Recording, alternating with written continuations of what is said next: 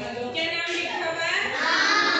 लेते हो? वन का नाम लेते हो हमेशा? कितनी बार?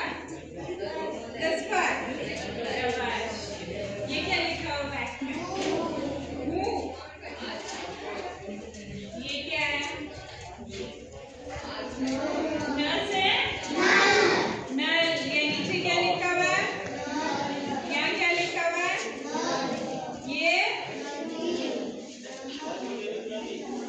नहर। क्या है? किस कलर में लिखा हुआ है?